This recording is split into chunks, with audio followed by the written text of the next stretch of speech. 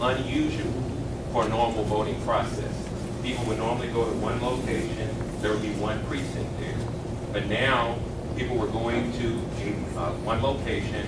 When they walked in, they found out that there were multiple precincts being housed in this one building.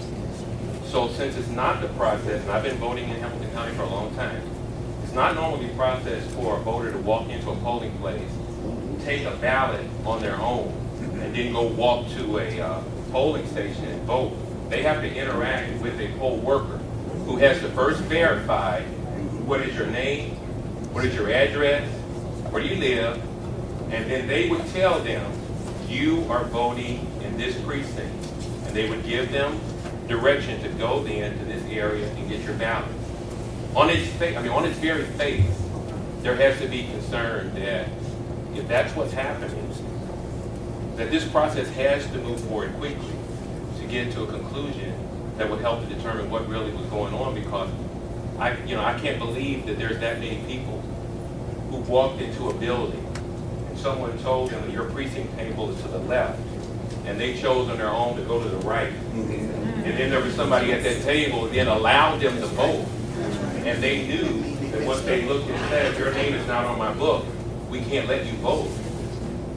I mean, that's the process that we're dealing with. It's not as simple as somebody not knowing to go to this building because that's where they vote all the time. It was a different set of circumstances for this election, and that has to be taken into account. And we need to look into it. And let me tell you where I have a concern. And this is something you all may not know. This is a copy out of one of the notes pages. And this talks about, I'm going to read it to all of you so you understand how this can, it doesn't just automatically work the way you might think.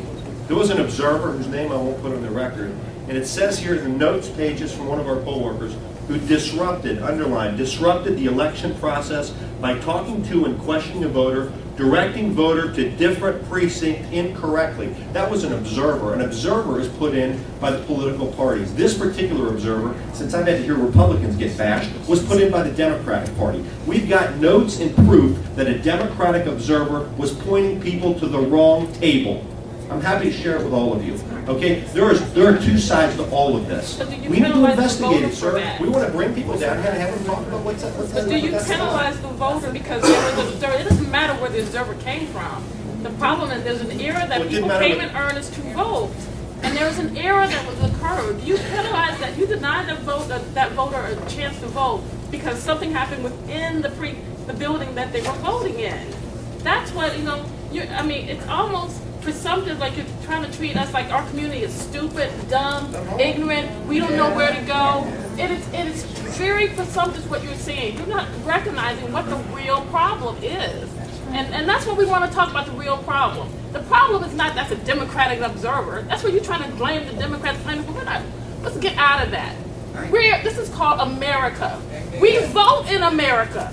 We have a right to vote. People died. My relatives were on the bridge to the Emmett Pettus building, fighting, risking their lives. My relatives, the Morgan family, risking their lives so they can vote in this country. People died. And you want to talk about all this nonsense. That's why people are so insistent. That's why this room is packed. This impacts our lives. We need to focus on what the issue is. The issue is there was a poll worker error.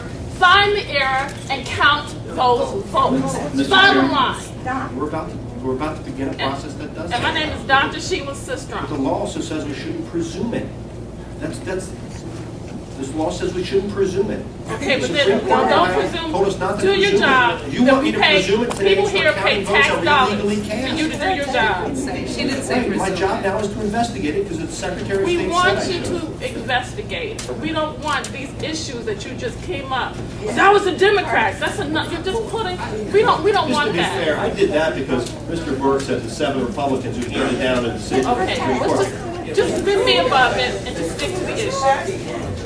Mr. Chairman, ma'am, I think we all share your concern, and frankly, I mean, you all are here because you care deeply about this, and there are two individuals who care even more deeply about what's going to happen, and we have been put into a situation by the federal court in the circumstances before us to determine the validity of these 849 votes.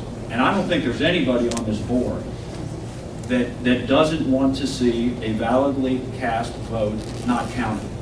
I know Mr. Fox, I know Mr. Burke, I know Mr. Triantafilo and myself. We're not here because this is a great job, and we're here because we care about elections. And we want to see votes counted.